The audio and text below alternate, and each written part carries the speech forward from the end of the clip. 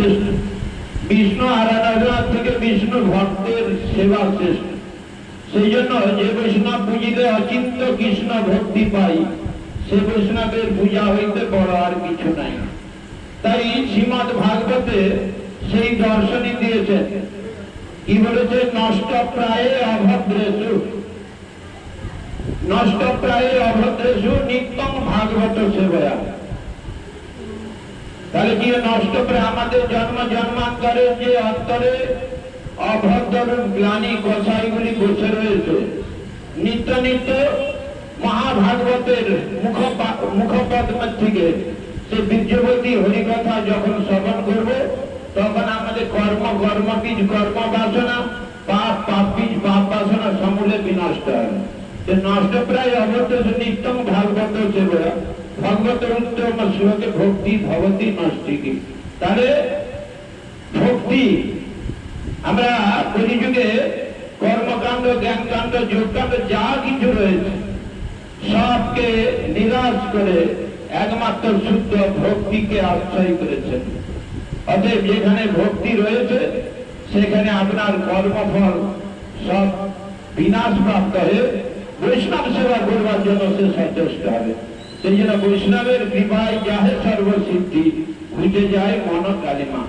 অতএব বৈষ্ণবের সেবা ব্যতীত, বৈষ্ণবের কৃপা ব্যতীত, বৈষ্ণব সঙ্গ ব্যতীত, বৈষ্ণবের গুণ মহিমা কীর্তন ব্যতীত এই ভগবানের দিব্য নাম এবং ভগবানের যে দিব্য ধাম, এটা উপলব্ধি করা যাবে না।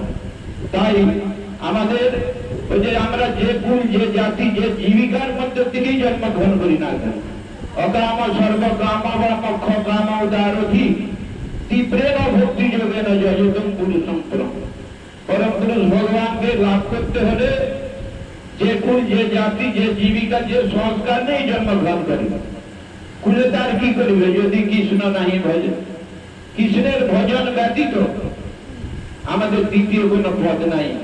তাই প্রভুপাদ বলেছে, এই জগতে যারা আত্মেন্দ্রিয় প্রীতি বাঞ্ছার জন্য ব্যস্ত রয়েছে, তাদের কোনদিন এই দেহ, এই জগৎ থেকে উদ্ধার লাভ করা খুব কঠিন। আমি আমার বুদ্ধিতে যারা ব্যস্ত রয়েছে, আর যখন কৃষ্ণেন্দ্রিয় প্রীতি বাঞ্ছার জন্য সচেষ্ট হবে, তখন কৃষ্ণেন্দ্রিয় প্রীতি বাঞ্ছা ধরে প্রেম নাম, সেটাই আমাদের প্রয়োজন।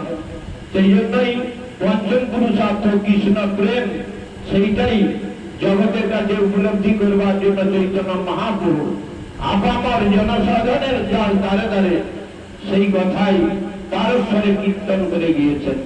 আমরাও যদি সেই পথে অগ্রসর হই, তাহলে আমাদের অবশ্যই কলিযুগে ধর্ম কলিযুগ হচ্ছে, এমন যুগ আর কোন যুগে ছিল না।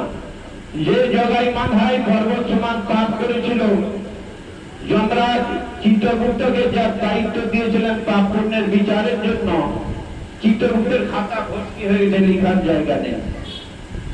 সেখানে কি হলো?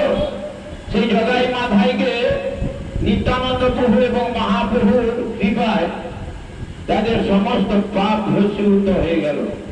প্রেমে উত্তপ্ত নিত্য কীর্তন করছেন নিত্যানন্দ প্রভু, মহাপ্রভু এবং জগাই মাথায় পাশ সমস্ত ভক্তগণ। তখন যমরাজ আর থাকতে পারলেন না, বলছে আমাদের তাহলে এই জমপুরীতে থেকে মহাপ্রভু যদি নাম প্রেম দিয়ে জগৎকে উদ্ধার করে দেয়, তাহলে আমাদের এখানে থেকে আর কিছু লাভ হবে না। সেই দেখুন দেবে নরেশ্বর এক হয়ে গিয়ে দেখুন মহাপ্রভু প্রেম ধর্মে, প্রেম ধন বিনা দরিদ্র ব্যর্থ জীবন দাস করি বেতন দেহ এই চাহিদা। অতএব আমাদের শরণাগতি যদি না থাকে, সরলতা যদি না থাকে, সরলতার নামই বৈষ্ণবতা।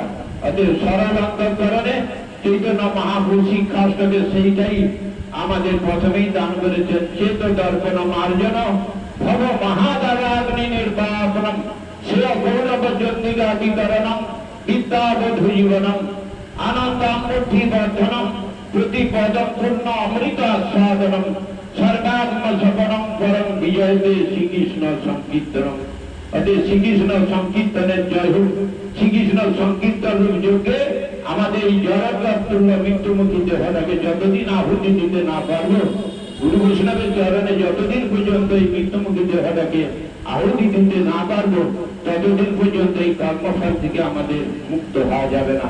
বাঞ্ছা গর্ভতরু ভক্ত কৃপা সিন্ধু ভয়ে ভেতর পতিতানাং পাবনে ভূ বৈষ্ণবে ভূ নমঃ। জয় উজ্জ্বল বন্দনা